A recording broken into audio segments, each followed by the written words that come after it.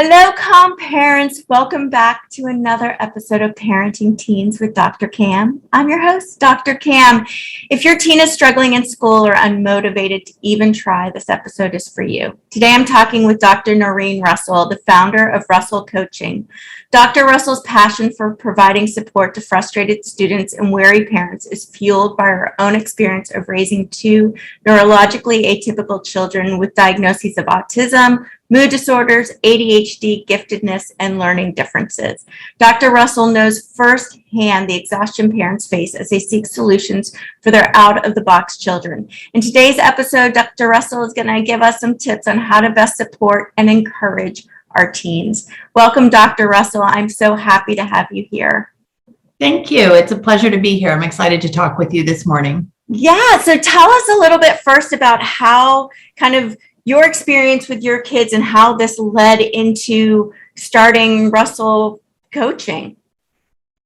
Absolutely. So my background, like yours, is in developmental psychology, and I taught at the college level for several years. And in the midst of doing that, really developed an applied research program and focus, which led me into doing youth development work in nonprofits. And then I had my son and retired from being a nonprofit CEO and had people ask me if I would work individually with their student doing mentoring and coaching. And to be honest, I didn't really know what that looked like 12 years ago, but now I love what I'm doing. It's so very consistent with my values, and I think such a necessary part of the landscape in terms of options for students who are struggling. Yeah. So have you seen a big change from when you started to now in terms of what kids are struggling with? I think I've always seen the population of kids who, just developmentally don't fit in with their peers, whether that's because they're socially awkward and perhaps, have some characteristics of autism or an actual autism diagnosis, or they have ADHD and they're developmentally delayed in a few areas because of that.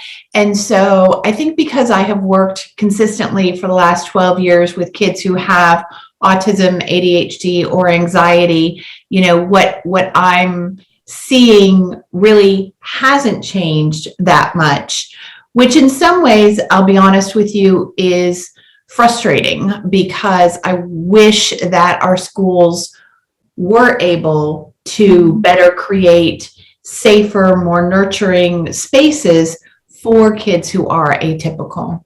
Yeah. My daughter is diagnosed with ADHD, so this is a daily topic of conversation with us too. And what are some of the suggestions you have for parents? Because you just mentioned anxiety too, which from my practice, anxiety is, and I'm not laughing, anxiety has become just universal at this point when it comes to students. I'm seeing so many kids. So how do we help our children that are dealing with are struggling in school? How do we help them to become more engaged and help them? Well, I think the idea of how do we engage our students in school is certainly a complicated one. So I'm excited to talk with you about it this morning. I think that, things have shifted from a generation ago where, you did what your parents told you to or what was expected or else. And the or else, if you were lucky, was sort of left unsaid. But there was definitely just a more authoritarian approach to parenting. And I think that's changed in this generation where we really are seeking more to understand and connect with our students. And we want to really see them as whole, complete human beings with thoughts and feelings of their own.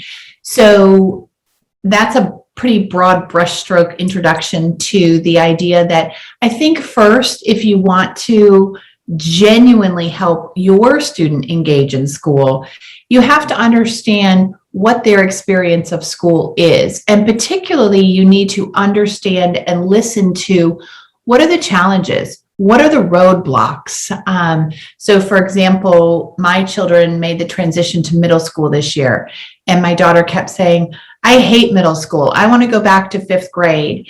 And of course, it could have been very easy to say something like, you go to a great school, like you have wonderful teachers, right?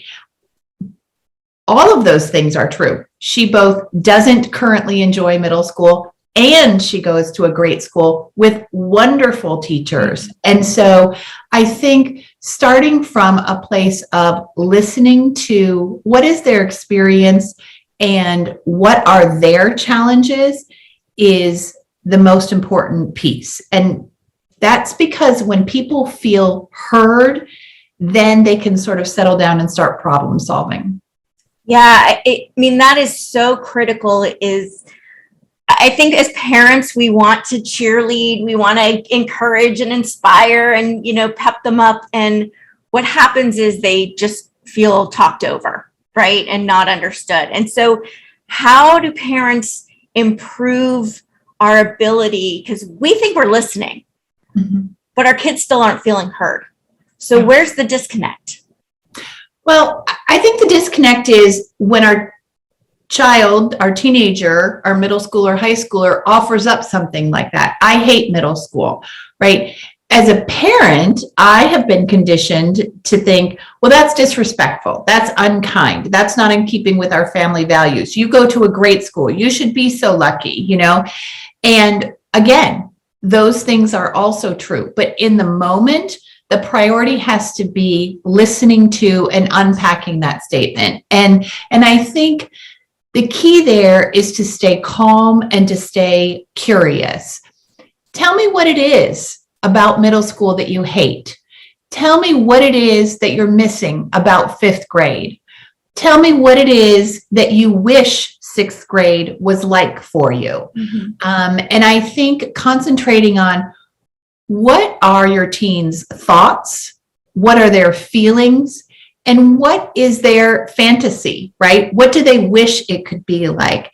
And those types of questions will help them to unpack the experience, but also provide such an important self-talk component for them. Like, what am I thinking? What am I feeling? What do I wish could happen here? And then I think your next step as a parent, after you have unpacked that, is to validate those feelings. Yeah, it would be really great if you still had recess in 6th grade. I 100% agree with you. It would be really great. It would be really great if the teacher that you loved so much from 5th grade could also be one of your 6th grade teachers. I can totally see where you're coming from. She was an amazing teacher, right? Because again, what we're saying to our own selves as parents in this situation is both things are true, right? You have great teachers now, and you loved your teacher from last year. And we don't need to rush to get to my conclusion and rush through your thoughts and feelings. I think the important thing is you have to trust that your teenager is going to get to that place through your skillful use of questionings. So, in that situation, you really wish you could still have recess. You really wish that you still had this teacher that you loved so much. And then ultimately helping, in this case, my daughter to think about, is there anything about 6th grade that you are enjoying? Is there anything that's fun about 6th grade? And to be honest, we're closing in on on the end of the first quarter here, and she still misses 5th grade. But if I discounted that, then I would create disconnection. If you discount their thoughts and feelings, you create disconnection. It's so critical. And I think parents struggle with this because when we hear our kids say negative things, we worry that they're going to go just really negative. And if we affirm their negative things, we're just saying, yes, it's okay to be really negative about everything, right? And so that's where we step in and go, okay, we got to teach them to see the bright side and see the positive. And so we're going to show them what that is. So how do we get past this need for them to be happy and okay? I think it really comes down to having conversations with yourself, and if you're co-parenting with someone, having conversations with them. And so my husband, who is the father of our children, we have really different perspectives about this. For me, my belief system is that my kids are strong enough to handle tough feelings. My kids will be resilient through learning how to bounce back from that. And a lot of that, right, Dr. Cam, is probably informed by being a developmental psychologist. I know that going through things that challenge them at the right level, as they are scaffolded and supported, will build resiliency. I know that they aren't fragile. I know that they are tough and strong. My husband probably has a much more nurturing personality, and he is more fearful of what will happen to them. But I think for both of us, the self-talk has to be, you know what? They are tough enough to endure this challenge, and they are smart enough to figure out a solution. And we're right here. Yeah. I think one of the things that has changed is that parents leap in to fixing, solving, taking away anxious feelings. Part of why I think we're seeing so much anxiety is that we have taught our kids that any amount of anxiety is intolerable and undesirable. Anxious feelings really have a place in a healthy person. An anxiety disorder is a different thing, but feelings of anxiety, feelings of trepidation, being nervous, that's part of the broad spectrum of human emotions. And we want to welcome that and listen to that. We really have to learn to differentiate anxious feelings from an anxiety disorder. Yeah, I agree so much. And I think the same as with sadness versus depression too. I think we're so quick to jump to this like extreme where it suddenly becomes this unhealthy feeling when really it's a necessary emotion. And I think for parents, I like that, you talk about us jumping in to fix things. And I think there's this level of urgency that we have, especially when it comes to school. Because if our kids are not engaged and don't enjoy school, the outcome, if they don't quickly get there, is their grades are going to fail. They're going to fail. They're going to end up failing out of school and not getting into college. Like, we have this alert, warning. We got to quickly get them through this.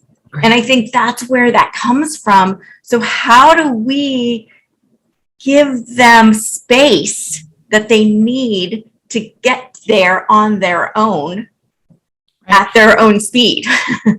Right. And I think it starts with checking your own assumptions, right? Are my assumptions that, oh my gosh, 6th grade is going to determine the rest of my kids' lives, right? It's not. 6th grade isn't, 7th grade isn't, 8th grade isn't, 9th grade isn't, right? So it's kind of checking your assumptions. And it's checking your assumptions about how important is this right now? Is this the only time my teenager is going to have to practice and develop this skill? And what will happen if it takes another year for this to happen? And so I think it really starts with checking our own assumptions. And the other piece of that, right, is checking our assumptions about what does this make me look like? I suffer from this horribly. I value education so much. I want the teachers and the principal and the guidance counselor at my kid's school to know, listen, we are involved parents, right? Mm-hmm. But you have to separate out those two things. You can be a great parent, which I think I am, and still have kids who struggle either with grades or with symptoms during school or with friendships. And so separating your own self and what you're doing from the outcomes of that in middle school or high school for your child, I think is the first step. And then, the second thing is really finding a place where and you are supported in the idea of your child, your teenager is going to get there in their own time and space. If your kid learns how to manage the school portal in 10th grade or 11th grade, as opposed to second quarter of 9th grade. You know what? That's okay. You can't rush development. You can support development and you can support success, but we can't rush brain development. And so I think for the parent, it's finding a space, whether that's with a coach, whether it's with a peer group, whether it's with, a group of moms at, the practice where your kid is seen for ADHD or autism or anxiety, whether it's a Facebook group, something like your page or my page, but finding a space where it becomes normal to not be in the top 10% of achieving or in an overachiever situation. And that is really, I think, vital, because our kids, even as teenagers, will take their cues from us. If we have confidence that they're going to grow and they're going to get to where they need to be, they internalize that message. And the other piece of this, from a coaching point of view, is what are their strengths? So my son has these beautiful, amazing strengths of empathy, of kindness. He's an amazing, inspirational public speaker. In first grade, he was reading at a college level, right? He has these truly exceptional strengths. He also really struggles with math. And so he gets discouraged in math. And I say to him, you know what? Here's the thing, buddy. Your life is not going to be about math. We're going to have to get through math for the next several years. And we're so going to figure out how to do this. But your life is going to be yours, and it's going to be successful because of your heart and because of the way you connect with people and because of the fact that you are so curious about ideas. So sure, we're going to get through math, but these are the strengths. This is what's going to make you successful, and we're not going to lose sight of that. I think that is so powerful to think about too, because I often feel like for us too, we put so much focus on our weaknesses and what we need, what we're lacking. And we put that off focus on our kids. What are our kids lacking? What do we need to make sure that they have enough of, rather than going, what are our children really excelling at, and strengthen that. Focus on that, because then if we value what is important to them, that's when they become engaged. When we value what they're not interested in, that's when they become disengaged. Absolutely, 100%. And, for our kids who are wired differently, I think that the confidence piece becomes even more important, and the acceptance and the advocacy. And I think that's how you help them to engage also, is when you have confidence in them and you're willing to advocate for who they are and how they learn. I think then they develop the confidence to advocate for themselves and to ask for what they need. And that engages them. And in my practice, where we work with kids who are neurologically atypical, although generally very high achieving and often, twice exceptional, I still think they need to know you've got them. When school doesn't fit, it's important to acknowledge the lack of fit or the extra challenges, and to then say to them, and you know what? You are tough enough and you are strong enough, and we together are going to figure out how you can get a great education, how you can learn all the things you need to learn to be who you want to be. And so I think what I see too often is parents who say to me, he needs to learn how to check his school portal every day. She needs to learn to talk with her teachers. You know what? Don't start with the behaviors, right? Because that's not genuinely the problem. Don't start with, he needs to learn how to study. She needs to learn to go see the teacher when she has a problem. That's not the root of the lack of engagement, right? Those are behaviors that are symptoms of the problem, but they aren't really what's causing the lack of engagement. And so I think it does come back to this listening, right? And advocating for your child, both with your child and at school, right? So regardless of how old they are. They could be 16 and you could still need to advocate for them and for their right to, learn in a way that works for them.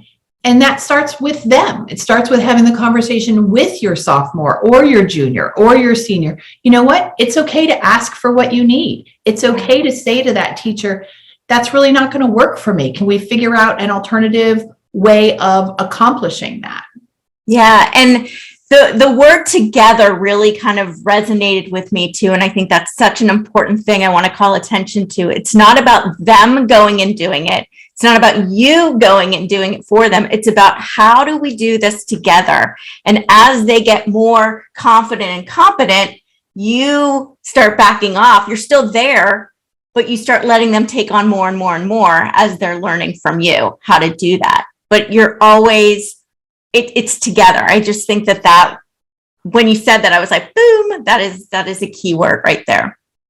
And we have to trust that they can solve these problems, right? Yeah. I think one of the things I would like to see parents stop doing is rescuing and providing, well, what you need to do, well, what you need to do, well, what you should do. You know what? We don't like when people do that to us as adults. Well, what you need to do is save more money. Well, what you need to do is stop buying Starbucks. Well, what you need to do is buy a vacation home and rent it out. Well, what you need to do is buy this car. Well, what you need to do is go for that. We don't like that, right? None of us like that. Our teenagers are smart. They've got solutions. And this is the time when they're teenagers to teach them problem-solving skills, right? I'm shocked on this Grown and Flown page of how often I see parents saying, what should I tell my college students to do about I can't go on that page anymore. It makes my heart stop so many times, but go ahead. Right? I mean, I want to write to all of these questions. Let them figure it out. Remind them how they've solved similar problems in the past. Stop spending time asking other parents how to solve your 20-year-old's problem. Which is different than I feel anxious today because my college sophomore isn't getting along with her roommates, right? Like, let's again get to what's the heart of the matter. It's hard for me to see the C in math, right? It's hard for me when my daughter says she has nothing to eat because her roommates ate all of her groceries. Yes, stay in your space, stay in your lane about that. You don't need to solve it for them. They are totally capable. And if they're not, then start learning how to help them learn problem-solving skills. Yeah, this is so, I love how like direct you are with this because this is so true. It's like, it's not about us. It's about them. You can recognize how it's making you feel, but it's not your problem to solve. No. And I think that is so difficult for parents to just, it's so difficult. And so repeating it in as many different ways from as many different people as I can. So I thank you for that because it's something some people are like, they suddenly get it, but it's just innately so difficult to just accept, I think. So Dr. Russell, how can people find you? Sure. I'm easy to find. We're at russellcoaching.com and on Facebook at Dr. Norrine Russell or Russell Coaching and Consulting, and on Instagram at Russell Coaching LLC. And the phone number to our office is 212-716-1161. We work with middle school through college students and also provide some parent coaching, especially for parents who've recently received a diagnosis to help them navigate through the school plan piece of this, to help them navigate what works in terms of parenting kids with your diagnosis. And then, most of our work is directly with students, helping them learn executive functioning skills, academic skills, and social and emotional skills. So check out what we do, russellcoaching.com. That's amazing. So before you go, any parting words of encouragement for parents of teens? I asked people this morning on Facebook, and I would say stay, sit, and listen. stay with your feelings, sit with your teenager and listen. And then, of course, listen to some of your previous podcasts to really find out what does listening mean, because listening really means asking the right questions. Yeah. Not replying, but listening and hearing. I think that is so essential. And it kind of circles back to where we started, where if we want to get our teens engaged, we need to first listen and understand why they're not engaged, right? So that's so key. Thank you so much, Dr. Russell. I'm so grateful you could join us today. Thanks, Dr. Cam. It was a pleasure. It was. And thank you, parents, for taking time out of your busy day to spend with us. If you want to learn more about how to help your teens thrive, you can grab my top 10 parenting tips at askdrcam.com/parenting tips. Finally, if you enjoyed this episode and all the helpful strategies that Dr. Russell shared with us, please take a quick moment to rate and review. This helps other parents like you find the show. I encourage you to share it with a friend as well. Until next time, have a peaceful, positive, calm day.